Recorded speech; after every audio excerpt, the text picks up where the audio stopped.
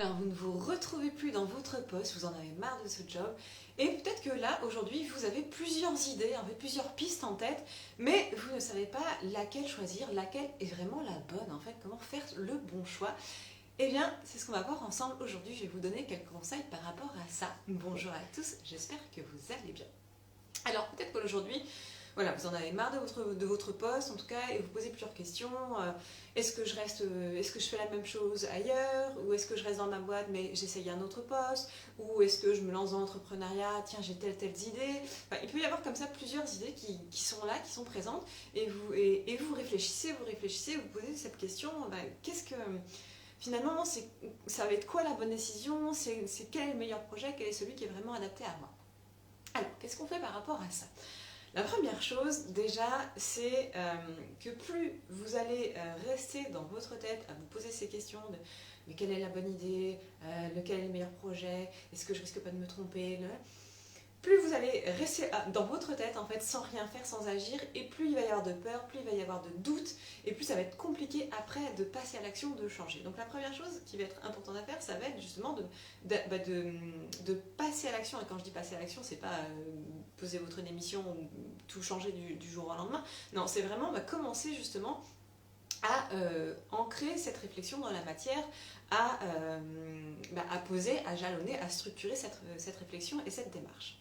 Deuxième chose, avant de vous donner d'autres conseils, c'est vraiment ce qui va être important, ça va être de revoir votre rapport à l'échec et de regarder un petit peu comment vous analysez un petit peu votre parcours aujourd'hui, à la fois professionnel et personnel. Comment vous observez, comment vous analysez en fait les fois où ça ne s'est pas passé comme vous aimiez.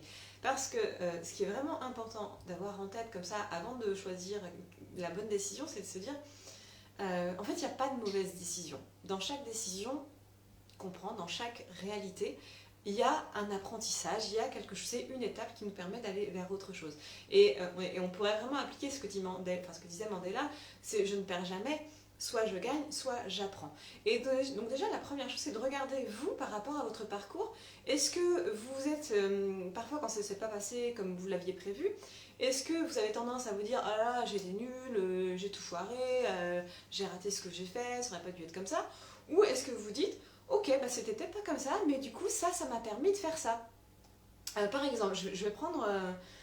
si je reprends moi, mon parcours professionnel, j'avais travaillé pendant 3 ans dans un institut d'études et j'en avais marre de cet institut d'études et je suis partie chez le concurrent.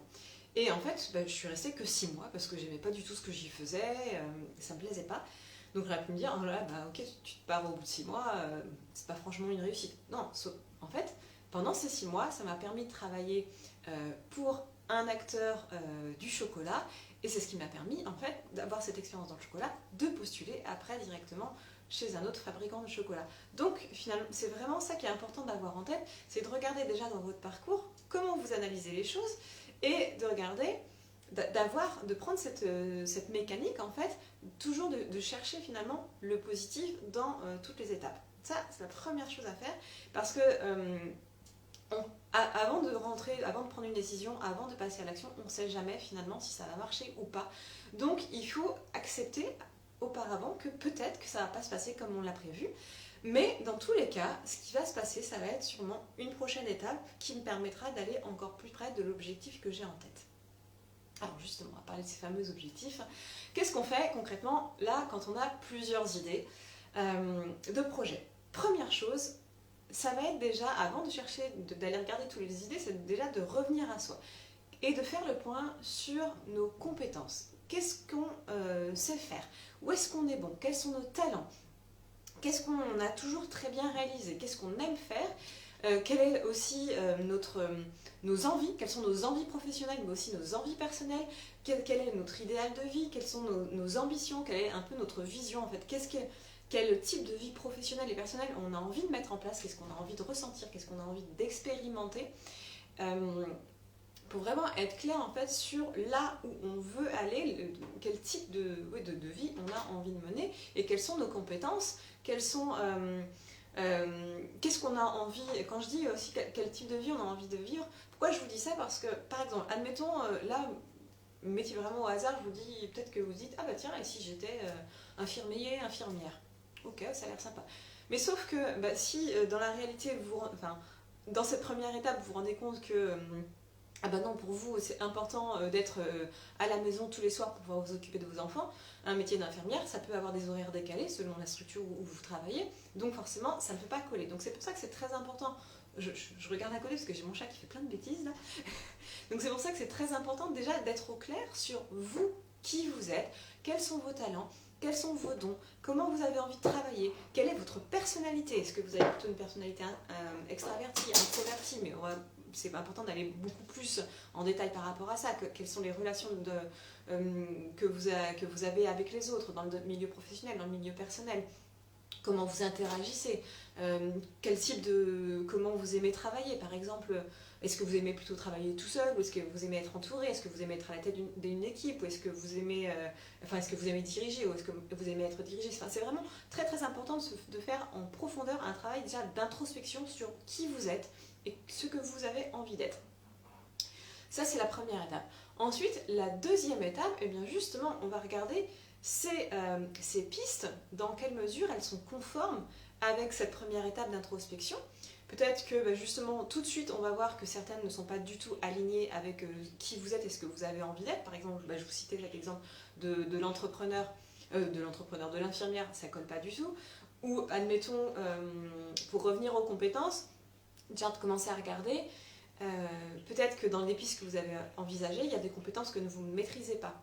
Donc ça, c'est important de voir celles que vous ne maîtrisez pas, mais est-ce que vous avez envie de les développer? Imaginons peut-être que vous aimiez bien passer du temps sur les réseaux sociaux, je caricature un peu là, et me dire, ah bah tiens, community manager, ça pourrait être sympa, pourquoi je ne ferais pas ça?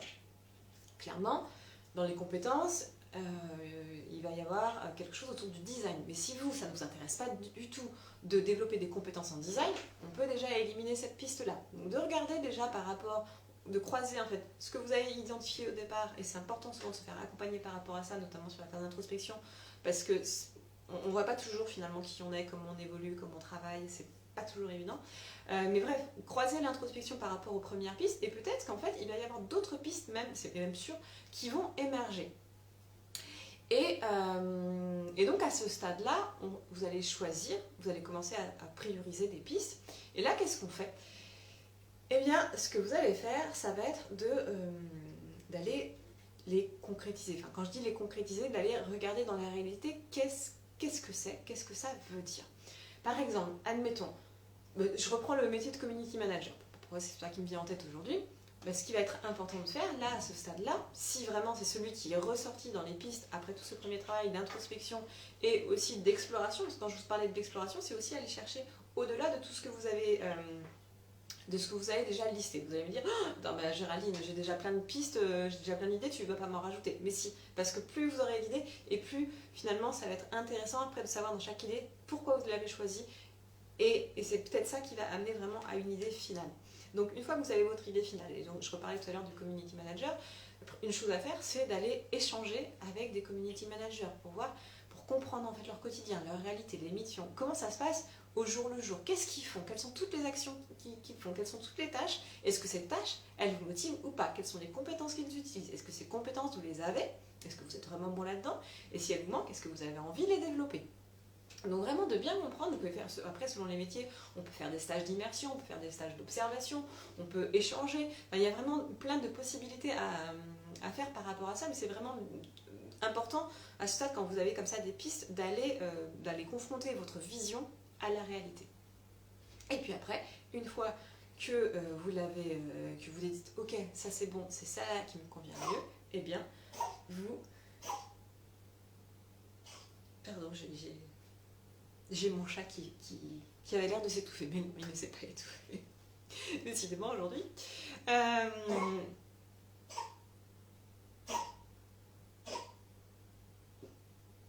ça a l'air d'aller.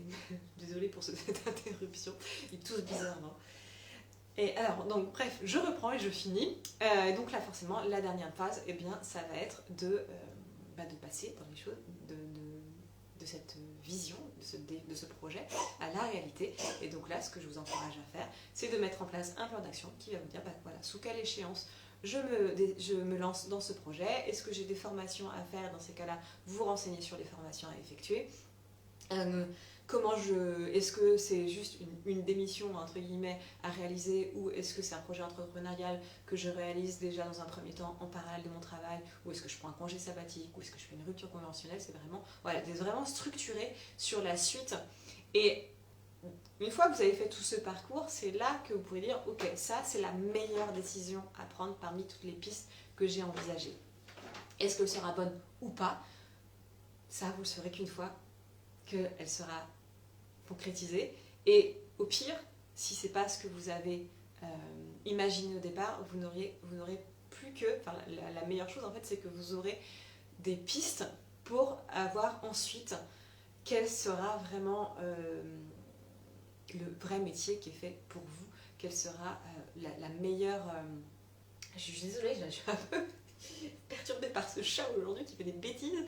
Et donc voilà, au pire, cette expérience-là vous permettra de tremplin pour une autre expérience, un autre projet professionnel encore plus aligné à qui vous êtes vraiment et à ce que vous avez envie de vivre.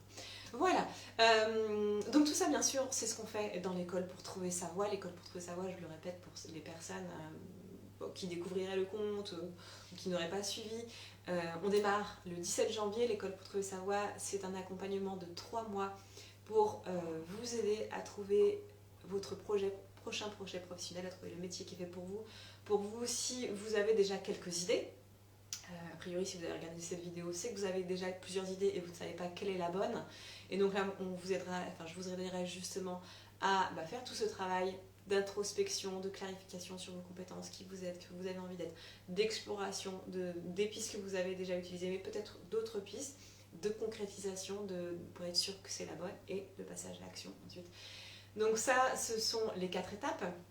Si vous voulez plus d'informations sur ces étapes-là, vous avez dans le lien qui est soit dans la bio, soit pour les personnes qui regardent en replay sur d'autres plateformes qu'Instagram sous la vidéo.